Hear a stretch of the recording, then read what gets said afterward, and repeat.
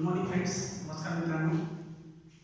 आज आपण unit सेकंडचं second point पाहणार आहे. सेकंड म्हणजे सब पॉईंट आहे प्रिन्सिपल ऑफ सस्टेनेबल डेव्हलपमेंट. मित्रांनो याच्यामध्ये आपण सस्टेनेबल डेव्हलपमेंट काय पाहिलं आपण की द ब्रूट लँड कमिशन आहे 1987 मध्ये युनायटेड स्टेट ऑफ अमेरिकाने प्रिन्सिपल एक रिपोर्ट सादर केलं. त्या सादर रिपोर्टमध्ये लिहिले की मानवाला फ्युचरमध्ये लागणारे जे महत्त्वाचे पॉइंट्स आहेत त्याबद्दल माहिती दिली होती. ओके, त्याचा पुढचं पाहते ते जे रिपोर्ट आहे त्या रिपोर्टमध्ये काही प्रिन्सिपल्स आहेत, काही महत्त्वाचे मुद्दे ते मुद्दे पाहिजे. त्याकरता आदर पाहू. मला असं वाटतं तुम्हाला गेल्या सस्टेन डेव्हलपमेंट का आलेलं आहे.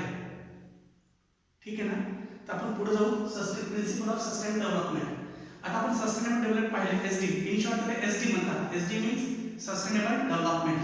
आता सस्टेनेबल डेव्हलपमेंट काय म्हणतात? Sustainable development means to take economical benefit which can help to raise the living standard of the present generation without affecting their trend for the future generation. आपल्याला जे लागणाऱ्या भविष्यात त्याला काही इफेक्ट होत येतात, परिणाम होतात त्याला भेटणार आहे. काय पाहिजे? Sustainable development. आता sustainable development the main aim of the sustainable development present is to balance development is to balance mean that population variation resources various aspects of environmental and development. मित्रांनो हे जे 12 प्रिन्सिपल हे जे sustainable जे principal काही महत्त्व आहे हे कशावर डिपेंड आहे, कशावर चाललेलं आहे? It is to balance the population, various resources and various aspects of environment. आपण शॉर्ट मध्ये पाहिले depend on the natural resources and the ecosystem. काय पाहिलं आपण? Natural resources and the ecosystem. नैसर्गिक साधन संपत्ती आणि काय इकोसिस्टम म्हणजे परिसंस्था ह्यापासून.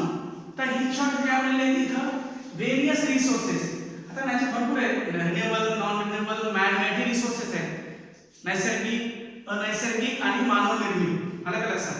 हे वेगवेगळे प्रकारचे रिसोर्सेस आहेत आणि ते रिसोर्सेस आपण यूज करतो. फॉर एक्झाम्पल काय पाहिलं? क्रूड ऑइल, पेट्रोल, डिझेल हा नॅचरल रिसोर्सेस मधून आहे, निसर्गाकडून येतो.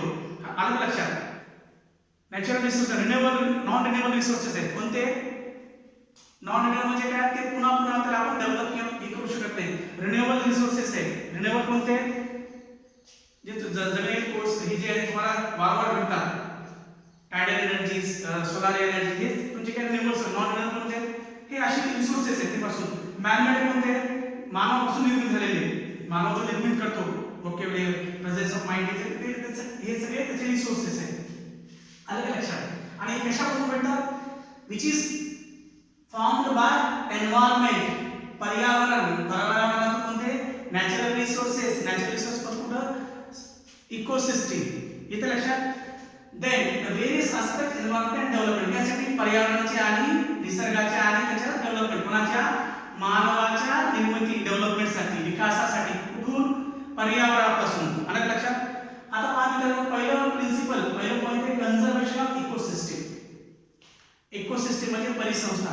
आता परिसंस्था भरपूर आहेत, टेरेस्ट्रियल, ॲक्वाटिक, हा अशा भरपूर परिसंस्था आहेत. प्रत्येक परिसंस्था वेगवेगळी प्रकारची आहे. इथे काय म्हणतो? In short the conservation or presentation of terrestrial and aquatic ecosystem. Terrestrial म्हणजे तुमची जंगल. आपण इथे पाहिलं it is a vast use or it is about the forest management. कशामध्ये होतं? ब्रूटलँड मध्ये काय म्हणलं की फ्युचर मध्ये फॉरेस्ट मॅनेजमेंट कशा प्रकारे झालं पाहिजे. का? कारण की आज दिवसेंदिवस जसं तुमचं आपलं इयर वाढत आहे, आज आपण 21st सेंचुरीच्या पुढे येतो, जवळ येते. त्या येण्यामध्ये काय होतं? पॉप्युलेशन, अर्बनायझेशन वाढत चालले आहे. पॉप्युलेशन वाढल्यामुळे काय होतं? इंडस्ट्री वाढते. इंडस्ट्री वाढल्यामुळे काय? फॉरेस्ट हळूहळू जंगले कमी होत आहेत ना. त्यामुळे काय? क्लायमेट चेंज, ग्लोबल वॉर्मिंग अशा वेगवेगळ्या प्रकारचे पोल्युशन क्रिएट होतात. आलं का लक्षात मित्रांनो? कारण की सगळ्यांची इच्छा आहे की शहरात जाऊन राहावं. गावातले शहरातले मेट्रोपॉलिटन मोठ्या शहरात चाललेले आहेत आणि शहरात गावातून कंपन्या येतात. कंपन्या आता एका स्टेटमध्ये दुसऱ्या स्टेटमध्ये जॉबसाठी येतात. वेगवेगळ्या प्रकारचे प्रोसेस आहे मित्रांनो. काय होते? इथे काय? Terrestrial and aquatic ecosystem. Aquatic म्हणजे कोणते? पाउंड रिव्हर सी जे आहे तुमचे हे सगळे aquatic इकोसिस्टम मध्ये येतात. आणि टेरेस्ट्रियल टेरेस्ट्रियल म्हणजे फॉरेस्ट म्हणजे आहे जे फॉरेस्ट आहे grassland forest terrestrial forest mangrove forest वेगवेगळ्या प्रकारचे फॉरेस्ट आहे depend on the geological structure of the environment. Okay. दुसरं काय सस्टेनेबल डेव्हलपमेंट ऑफ सोसायटी. आता सस्टेनेबल डेव्हलपमेंट सोसायटी म्हणजे काय सस्टेनेबल डेव्हलपमेंट सांगले की बाबा this is the all important for human being मानवाच्या विकासासाठी. हे सगळं यासाठी आहे मानवाच्या विकासासाठी सोबत कोण पर्यावरणासोबत. आलं का लक्षात. आता ह्याच्यामध्ये काय म्हणलेलं आहे which is the use most use for health balance diet तुमच्या हेल्थवर आहे एम्प्लॉयमेंटवर आहे आणि क्वालिटी ऑफ एज्युकेशन. हे पॉईंट काय म्हणतो सस्टेनेबल डेव्हलपमेंट सोसायटी. कोणत्या सोसायटी ज्या सोसायटीमध्ये हेल्थी असणार येणाऱ्या दशकामध्ये एम्प्लॉयमेंट असणार आणि एज्युकेशन कसं असणार क्वालिटीमध्ये. हा दुसरा पॉईंट. तिसरा पॉईंट आहे कन्झर्वेशन ऑफ ह्युमन रिसोर्सेस. आता मित्रांनो कन्झर्वेशन ऑफ ह्युमन रिसोर्सेस म्हणजे काय that is the public participation should be increase their positive attitude should be development in every program standard development sustainable development म्हणजे मानवाने स्वतःच्या विकासासाठी प्रत्येक प्रोग्राम जे सायंटिस्ट किंवा गव्हर्नमेंट सेमी गव्हर्नमेंट देश विदेशी समजा तुम्हाला की बाबा हे करा ह्याच्यामुळे हे फायदे हे जे आहेत या ह्याच्यामध्ये ते पार्टिसिपेट केलं पाहिजे इन्व्हॉल्व झाले पाहिजे. आलं का लक्षात. फॉर एक्झाम्पल कोणीतरी पर्सनल डेव्हलपमेंट प्रोग्राम घेते फ्री ऑफ कॉस्ट मध्ये तर आपण त्याच्यामध्ये पार्टिसिपेट झालं पाहिजे का त्यामुळे आपली पर्सनॅलिटी डेव्हलपमेंट वाढणार किंवा आपली वोकॅब्युलरी वाढणार. हे वेगवेगळ्या प्रकारचे म्हणजे काय कन्झर्वेशन ऑफ ह्युमन रिसोर्सेस मानवाच्या जे रिसोर्सेस आपण पुरेपूर इस्तेमाल केला पाहिजे. त्यानंतर कन्झर्वेशन ऑफ कल्चरल हेरिटेज. आता मित्रांनो कल्चरल हेरिटेज जसं माणूस ग्लोबलाइज होत चाललेले ह्युमन बीइंग काय globalize they are increasing globalization. Globalization म्हणजे काय चकाचौकडे चाललेले आपण त्या ह्याच्यामध्ये आपण आपली जी आपल्याकडे जे रीती परंपरा प्रतिष्ठा आहे ते आपण काय करत चाललो ते सोडत चाललेले. त्यासाठी आपल्याला काय करावं लागणार आहे विच इज युजेबल ते आपण ते जतन करावं लागणार आहे. हेरिटेज हे जे आपल्याकडे फॉर एक्झाम्पल आपल्याकडे कल्चरल हेरिटेज कार्यक्रम आपल्याकडे एक ताजमहल आहे वेगवेगळ्या प्रकारचे जे स्टॅच्यूज आहेत हेरिटेज आहेत आपल्याकडे ठेवले त्याला सुद्धा आपल्याला जतन करायचे. That is the conservation of cultural heritage. Okay. The last one is included with carrying capacity of earth. including with carrying capacity of earth. आता मित्रांनो अर्थ जमीन आहे जमीन भरपूर आहे पण लक्षात ठेवा ग्लोबलायझेशन वाढल्यामुळे आजकाल आपण डिफॉरेस्टेशन कडे खूप जास्त जाते. अफॉरेस्टेशन कमी झालेले डिफॉरेस्टेशन वाढत आहे जंगली तोड होत आहेत का की आपल्याला त्याला मोठं ग्लोबलाइज करायचं. छोट्या गावाला छोटंसं गाव आहे 10-20 घराचं तिथे कंपनी आली की 100-200 घर होतात का हळूहळू कटिंग ऑफ डिफॉरेस्टेशन. आलं लक्षात.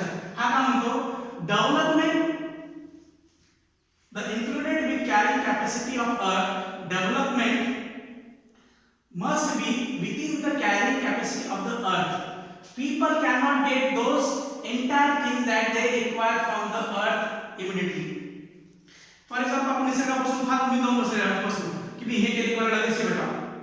आलं का लक्षात. मी हे केले की भेटा तर वेळ लागतो. फॉर एक्झाम्पल पेट्रोल जमिनीत काढला आपण त्याला यूज करू शकतो का नाही. त्या refining they use in the refinery to pure form then we get the petrol diesel kerosene अशा प्रकारच्या आपल्याला filtration at the specific temperature आपण एखाद्या टेम्परेचर फर्नेसमध्ये त्याला टाकतो टाकल्यानंतर स्पेसिफिक टेम्परेचर देण्यात आपल्याला डिझेल पेट्रोल केरोसिन हे त्याच्या टेम्परेचर नुसार भेटतो. मग आपण लगेच काही उच्चाटन नाही अपेक्षित करू शकत नाही किंवा मला पाहिजे त्याला वेळ लागणार. That is the included with carrying capacity of अर्थ. तर हे मित्रांनो याचे असे 5-6 पॉइंट्स आहेत प्रिन्सिपल आहेत ते छोटे आहेत. आलं का लक्षात. तुम्हाला कळलं सस्टेनेबल म्हणजे काय which is the development for the human being मानवाच्या विकासासाठी जे उद्दिष्ट आहेत हे उद्दिष्ट आहेत. कोणते उद्दिष्ट conservation of ecosystem sustainable development of society conservation of biodiversity conservation biodiversity. आता बायोडायव्हर्सिटी मध्ये बघा मित्रांनो जंगल कमी होत आहे जंगलामध्ये प्राणी कमी होते म्हणजे काय होत आहे हळूहळू आपण ग्लोबलाइज होत चाललोय. त्या ग्लोबलाइज मुळे आपल्याला फार इफेक्ट होत आहे. आलं लक्षात. आज बायोडायव्हर्सिटी कमी होण्याचं रिझन काय डिफॉरेस्टेशन भरपूर वाढलेलं आहे. आलं लक्षात. त्यानंतर conservation of human resources, conservation of cultural heritage आणि lastly included with the carrying capacity of Earth. हे तुमचे सस्टेनेबल डेव्हलपमेंटचे प्रिन्सिपल आहे. आलं लक्षात? भविष्यात तुम्हाला याच्यावर अंमल करायचे. हे जर तुम्ही याच्यावर स्टेज देऊन वर्क केलं तर you our life is very suitable and very beautiful. If we are not able or not to understand this kind of the principle, we are facing so many problems. आलं लक्षात? हेच ब्रुटलँड commission report 1987 मध्ये ह्याने अशी उद्दिष्ट दिलेले आहे आणि त्या उद्दिष्टावर आपला हा नेचर आपण पुढे जातो. कशासाठी? हे सगळं विषय मानवाच्या विकासासाठी. कोणासोबत? पर्यावरणासोबत. आलं लक्षात? हे सस्टेनेबल डेव्हलपमेंट ह्याची जी उद्दिष्टे कोणासाठी? मानवाच्या विकासासाठी उद्दिष्टे आहे. ठीक आहे मित्रांनो, हे व्हिडिओ तुम्हाला मी तुमच्या माझ्या YouTube चॅनलवर अपलोड होईल आणि तुमच्या WhatsApp ग्रुपवर सुद्धा. मेहरबानी करून व्हिडिओ चांगल्या प्रकारात पहा. पाहिल्यानंतर नोट्स वाचा. जर समजलं तर पुन्हा एकदा व्हिडिओ पहा आणि नोट्स वाचा. नाही समजलं तर मला कॉल करा, मेसेज करा, टेक्स्ट करा. Any kind of to call me. I will resolve your queries. Okay. कोणाला काही प्रमाण असं वाटतं पुढच्या मागच्या लेक्चरला कोणाला काही प्रॉब्लेम आले फार सोपं होतं, कारण की आपण मित्रांनो छोटे छोटे पॉईंट्स पाहतात, मोठे पॉईंट्स पाहत नाही. आपलं दुसरं युनिट मधलं दुसरं पॉईंट चालू आहे, सब पॉईंट. आलं लक्षात? एकदम शांत निवांत आपल्याला छोटे छोटे पॉईंट पाहिजे ज्यानुसार तुम्हाला पाहता येईल. आपण भले मोठे 1-2 तासाचे आधारित लेक्चर तयार करत नाही. व्हिडिओ शॉर्ट 15 ते 20 मिनिटच आपलं लेक्चर ठेवतो आपण. का? की तुम्हाला पाहण्यासाठी सोयीस्कर. मोठं लेक्चर असलं तर मुलं पाहत नाही, पुढे पुढे करून पाहतात. छोटं असलं की ते 10-15-20 मिनिटं असले ते लगेच पाहतात आणि ते अंडरस्टँड करतात. त्यासाठी मी शॉर्ट मध्ये नोट्स तुम्हाला शॉर्ट व्हिडिओज पाठवत आहे. आलं लक्षात? For your easily to understand, easily to capture. हा, आलं लक्षात? पण मित्रांनो, व्हिडिओ पाहिल्यानंतर वाचणं विसरू नका आणि मेहरबानी करून चॅनलला लाईक करा, चॅनल सबस्क्राईब करा. मला माहिती आहे कोण पाहत नाही. ओके. कोणाला कायचा प्रॉब्लेम आहे पुढचं लेक्चर पुढच्या. थँक्यू.